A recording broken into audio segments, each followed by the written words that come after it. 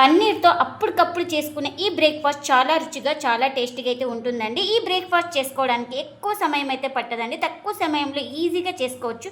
అంత టేస్టీగా అయితే ఉంటుంది. ఈ బ్రేక్ఫాస్ట్ వచ్చేసి ఇంటిల్లిపాది అందరికీ నచ్చుతుంది. అంత టేస్టీగా అయితే ఉంటుందండి. ఇంకెందుకు ఫ్రెండ్స్ ఆలస్యం, ఇలా చేయలో ఏంటో అనేది వీడియోలోకి అయితే వెళ్ళిపోయి చూద్దామా మరి. ఇంకా ముందుగా ఒక బౌల్ అయితే తీసుకొని ఇప్పుడు ఇందులోకి 1 కప్పు దాకా బొంబాయి రవ్వనైతే అయితే తీసుకోవాలి. ఇంకా ఈ రవ్వ మునిగే వరకు అయితే వాటర్ అయితే వేసుకుందాం. ఇంకా ఇప్పుడు ఒకసారి స్పూన్ తోటి బాగా కలిపేసుకుందాం. ఇలా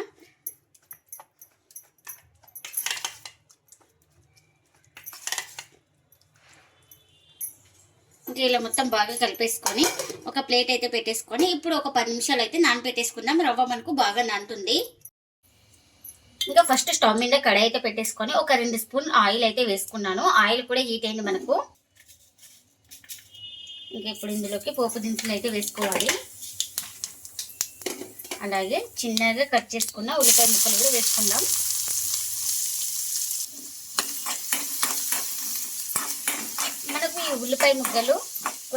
మనకు ఈ ఉల్లిపాయ ముక్కలు కొంచెం గోల్డెన్ కలర్ వచ్చే వరకు ఫ్రై చేసుకుందాం.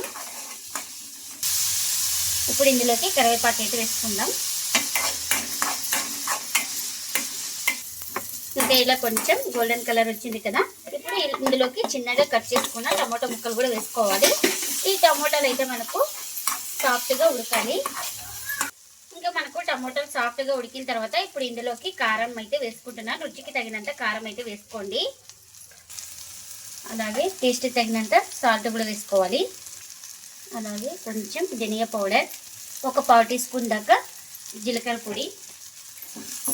ఈ మసాలాలన్నీ వేసుకున్న తర్వాత 1 నిమిషం పాటు మనం పచ్చివాసన పోయే వరకు మగ్గించుకోవాలి. ఇంకా మనకు పచ్చివాసన అయితే పోయిందండి మసాలాలన్నీ. ఇంకా ఇప్పుడు ఇక్కడ 50 గ్రామ్స్ పన్నీర్ అయితే తీసుకొని ఇలా తురిమేసుకున్నాను. ఇలా తురిమేసుకున్న దాన్ని ఇప్పుడు ఇందులోకి అయితే వేసుకుందాం.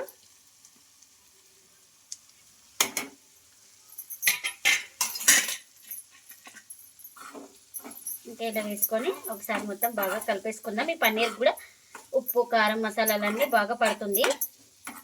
ఇలా కలుపుకోవడం వల్ల ఏమైనా సాల్ట్ తక్కువ అనిపిస్తే ఇప్పుడే సరి చూసుకొని వేసుకోవాలి. 1 నిమిషం పాటు ఈ పన్నీర్ తురుమునైతే మగ్గించుకుందాం. ఇంకా 1 నిమిషం తర్వాత స్టవ్ అయితే ఆఫ్ చేస్తున్నాను. ఇంకా ఇప్పుడు ఒక 10 నిమిషాల తర్వాత అయితే మనకు రవ్వ బాగా నానింది. ఈ రవ్వను ఇప్పుడు మిక్సీ జార్ అయితే తీసుకొని మనం ముందుగా నానబెట్టేసుకున్న ఈ రవ్వనైతే వేసుకుంటున్నాను. ఇంకా ఇందులోకి రుచికి తగినంత సాల్ట్ని అయితే వేసుకుంటున్నాను. ఇంకా ఇప్పుడు మూత పెట్టేసుకొని స్మూత్గా గ్రైండ్ చేసుకోవాలి. ఇంకా ఇలా గ్రైండ్ చేసుకున్న తర్వాత ఒక బౌల్ తీసుకొని ఇంకా గ్రైండ్ చేసుకున్న ఈ పిండిని అయితే ఈ బౌల్లోకి అయితే తీసుకుంటున్నా. మనం ఇప్పుడు ఇందులోకి ఒక 1/4 టీ స్పూన్ దాకా వంట సోడాని అయితే వేసుకోవాలి. ఇంకా ఈ వంట సోడా వేసుకొని స్పూన్ తోటి ఒకసారి బాగా కలిపేసుకుందాం. ఇంకా మనం వంట సోడా వేసుకొని బాగా కలిపేసుకున్నాం కదా. ఇప్పుడు ఇందులోకి ఒక 3 స్పూన్ల దాకా బియ్యం పిండి కూడా వేసుకోవాలి.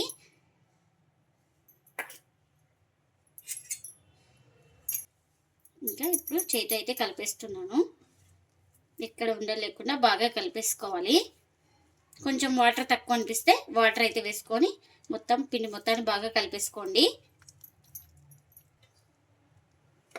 ఇంకా మొత్తం బాగా కలిపేసుకున్నాము. పిండి అయితే ఈ విధంగా ఉండాలి. ఇక్కడ చూపిస్తున్నాను కదా, ఈ విధంగా అయితే ఉండాలి మనకు.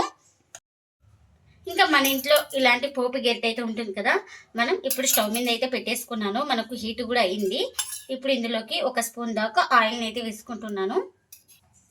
ఇంకా ఆయిల్ కూడా హీట్ అయింది మనకు. పిండి వేసే ముందు ఒకసారి బాగా కలిపేసుకుందాం. నేను ఇక్కడ ఇందులో ఒక 1/4 టీ స్పూన్ దాకా పసుపు అయితే వేసుకున్నాను. అదైతే వీడియో క్లిప్ అయితే మిస్ అయిందండి.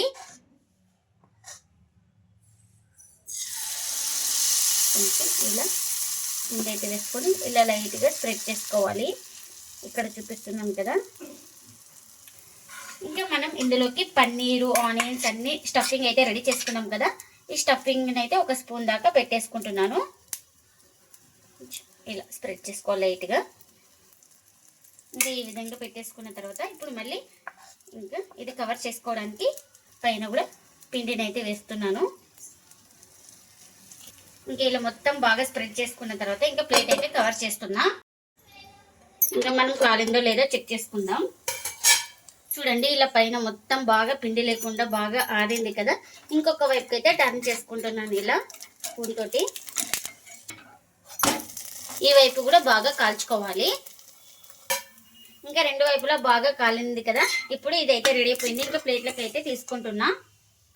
ఇప్పుడు మనం పొయ్యి మీద పెడితే మాడిపోతుందంటే మీరు ఒకవేళ ఇలా ఒక స్పూన్ ఆయిల్ అయితే వేసుకోండి ముందుగా. నేనైతే ఇక్కడ సైడ్కి అయితే పెట్టేసుకున్నాను, స్టవ్ పైన అయితే పెట్టలేదు. ఇంకా ఇలా ఆయిల్ వేసుకున్న తర్వాత కొంచెం పిండిని అయితే వేసుకొని మొత్తం బాగా స్ప్రెడ్ చేసుకోవాలి. ఇలా స్ప్రెడ్ చేసుకున్న తర్వాత ఇంకా మనం స్టఫింగ్ అయితే పెట్టేసుకుందాం. ఇలా పెట్టేసుకొని మనం స్పూన్ తోటి దీన్ని కానీ స్ప్రెడ్ చేసుకోవాలి. ఇలా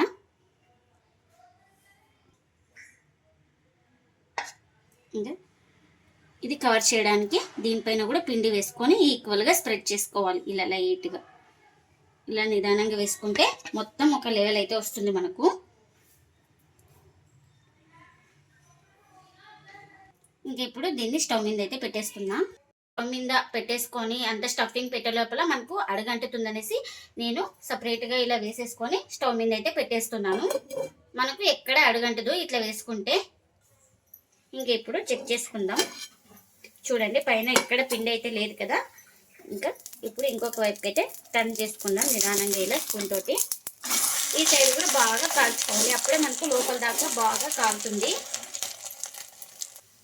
ఇంకా మనకు ఇది కూడా రెండు వైపులా బాగా కాలింది. మనకు ఇది కూడా రెడీ అయిపోయింది. ఇంకా దీన్ని కూడా ప్లేట్లోకి అయితే తీసుకుంటున్నా. ఇంకా తక్కువ ఆయిల్ అయితే పడుతుంది బందోసలకైతే, ఒక స్పూన్ ఆయిల్ అయితే చాలు. ఇలా ముందుగా కొద్దిగా పిండిని అయితే వేసుకొని మొత్తం ఇలా బాగా స్ప్రెడ్ చేసుకోవాలి ఈక్వల్గా. ఇంకా ఇలా స్ప్రెడ్ చేసుకున్న తర్వాత ఈ స్టఫింగ్ అయితే పెడుతున్నా. ఇలా పెట్టేసుకుందాం. ఇలా పెట్టేసుకొని దీన్ని కూడా ఈక్వల్గా స్ప్రెడ్ చేసుకోవాలి. ఇంకా ఇలా స్టఫింగ్ పెట్టేసుకున్న తర్వాత పైన పిండిని అయితే వేస్తున్నాను. ఇలా ఈ పిండి వేసి స్పూన్ తోటే లెవెల్గా ఈక్వల్గా నేసుకోవాలి. ఇలా పైన పిండి కూడా వేసుకొని మొత్తం స్ప్రెడ్ అయితే చేసుకున్నాం కదా. ఇప్పుడు స్టవ్ మీద అయితే పెట్టేసుకుందాం. ఇంకా ఇలా పెట్టుకున్న తర్వాత ఇంకా ప్లేట్ అయితే కవర్ చేస్తున్నాం. ఇంకా పైన మొత్తం బాగా కాలింది కదా. నిదానంగా ఇంకా ఇంకొక వైపు అయితే టర్న్ చేసుకుంటున్నాం. ఇంకా ఈ సైడ్ కూడా బాగా కాల్చుకోవాలి. ఇంకా మొత్తం అన్నీ ఇలానే చేసుకోవాలి. ఎంతో టేస్ట్గా ఉండే పన్నీర్ బందోస రెడీ అయిపోయింది. ఇంకా ప్లేట్లకు అయితే సర్వ్ చేస్తున్నా. ఈ బందోసలు చాలా టేస్ట్గా ఉంటాయండి. ఇంకా ఎప్పుడు ఒకే రకం బందోసలు కాకుండా ఇలా వెరైటీగా పన్నీర్ ఉన్నప్పుడు ఇలా చేసుకోండి, చాలా టేస్ట్గా అయితే ఉంటుందండి ఈ బందోసలు అయితే. మనకు చూడండి ఇలా లోపల కూడా స్టఫింగ్ అయితే మనకు బాగా కనిపిస్తుంది.